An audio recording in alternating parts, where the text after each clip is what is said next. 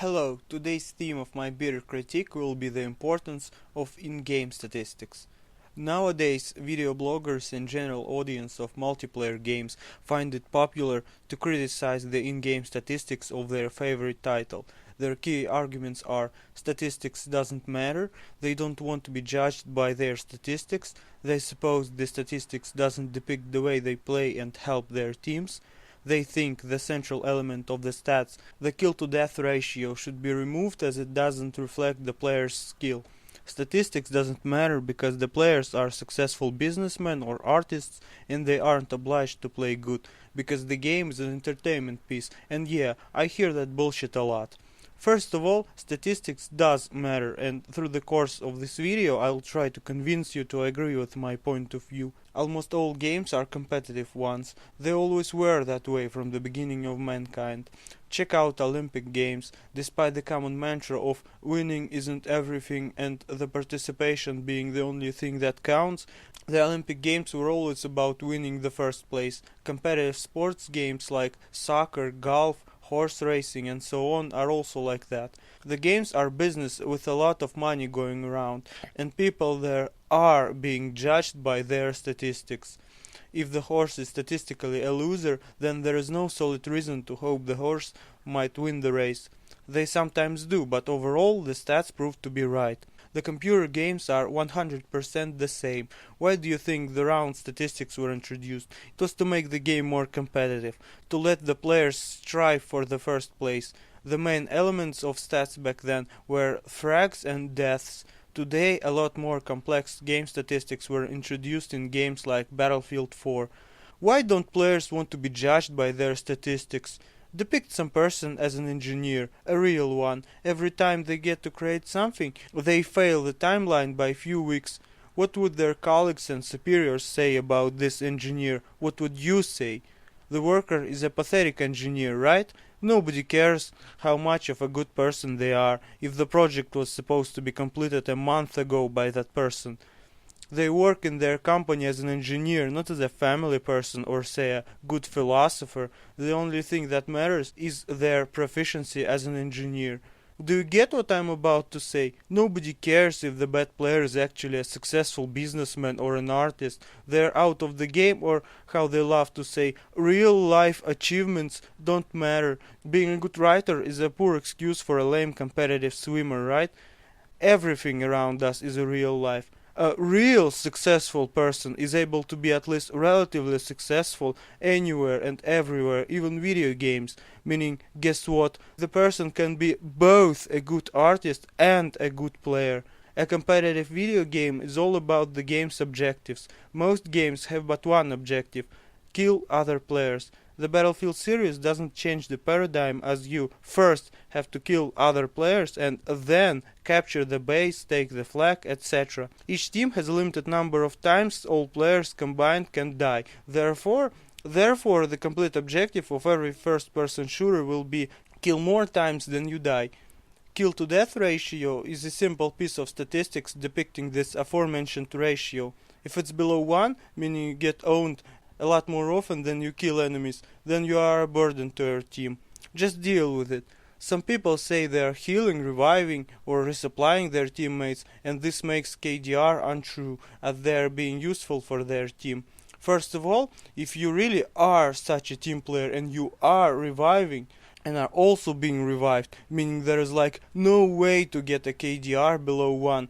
If it is, then you just suck. The second thing is, even an average player is able to both revive and kill enemy players.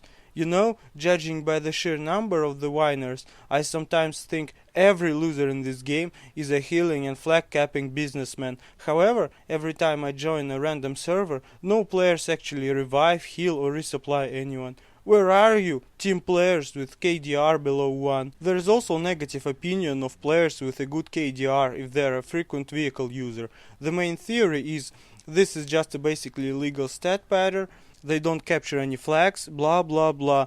Ask yourself a question: how frequently have you seen an actually good tanker with a KDR of at least 10 in every round? The good tanker is a much more valuable player than a brainless flag capping, healing and reviving medic, as this player is able to rid your team of annoying enemy vehicles and tons of enemy infantry.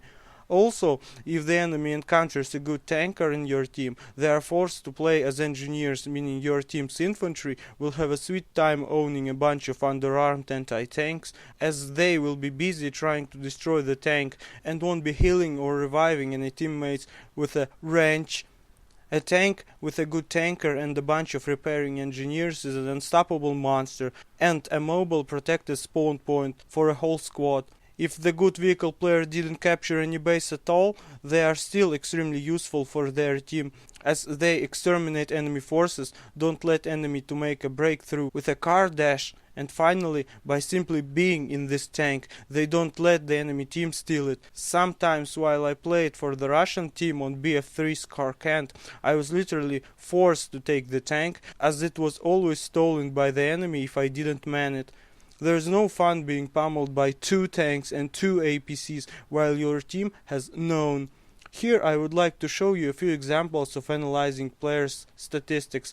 I won't be showing any names because I don't intend to publicly praise or humiliate anyone. There are 4 statistical elements on the front page: the KDR, which shows how much the player is effective in a combat, the score per minute stat for those of you who love teamwork in classes, kills per minute stat, which shows how much of an active player this one is, and finally the kill count. This one should be viewed from the perspective of the total time played by the player.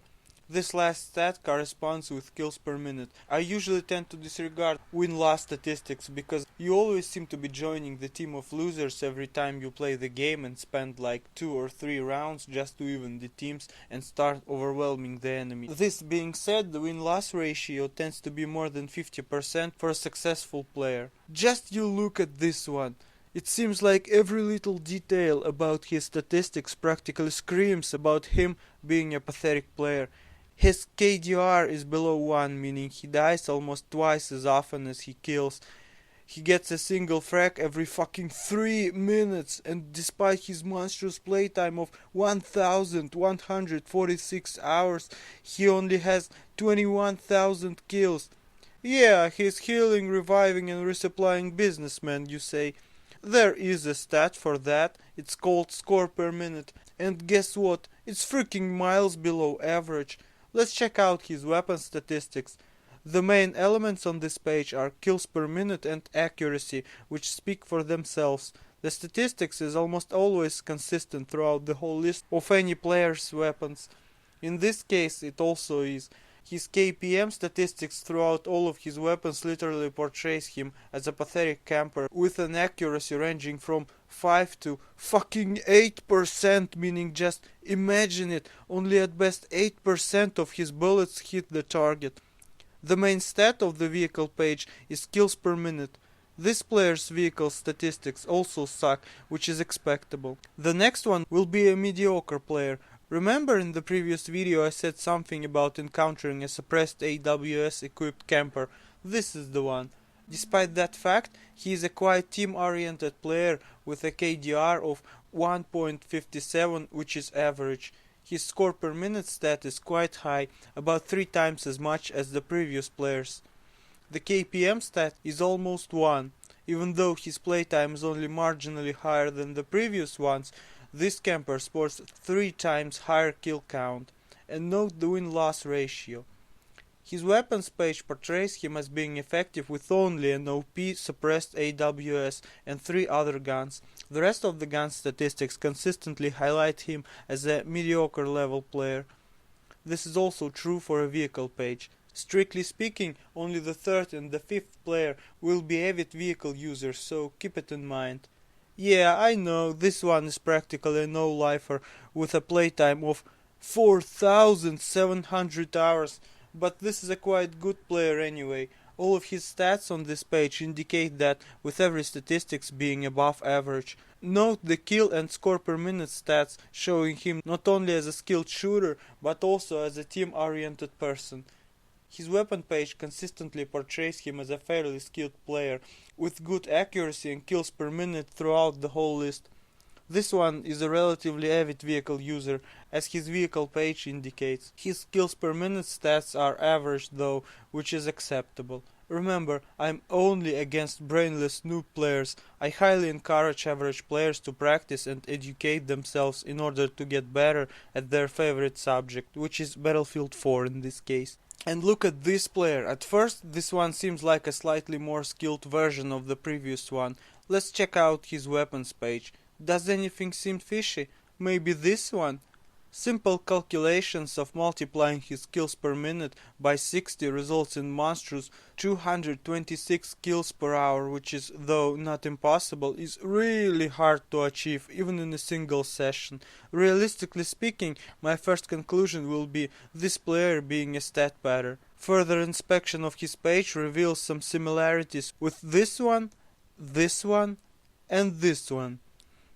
Even if the machine gun stats look at least remotely plausible, the Desert Eagle stat of fucking 201 kills per hour is 100% stat padded. It's hardly possible to have KPM stat of even 1.5 with this garbage gun. The same goes for USAS 12. It's a fairly good weapon, but because of it being a pickup gun, the stat looks totally forged. The vehicle page indicates nothing of interest. In the end, I'm about 90% sure this guy is a stat padder. And the final player will be from Battlefield 3, because I'm 100% sure about his legitimacy and not being a second account of the same guy. Check out the KDR. Even a stat padder has lower efficiency than this one. The accuracy is perfect, as is the score per minute stat. The weapon page portrays him as being a capable, skillful player with like any type of the gun in the game. A shotgun, an assault and a battle rifle, a sniper rifle, an SMG, and even a pistol. Note how the stats are quite consistent with high above average accuracy and kills per minute on all guns. As this game's vehicle page has no KPM column, I've added it for you. Just compare the numbers with the third player's. With 633 hours spent in the game, this player has higher accuracy and KDR than a stat padder and a wonker with more than 4,000 hours of gameplay. Anyway, this is a book example of a good player. I highly advise everyone to follow the steps of this guy. Be competitive not only on the game's forum, but in the game itself. Support your team with supply and med packs and be an effective shooter at the same time. I suppose that was simple enough. Let's have a usual poll. Those of you who now think of stats as an analytical instrument, press thumbs up. Those of you who still disagree even after watching this video, press thumbs down. See you in the next video, and as always, please be smart and educate yourselves.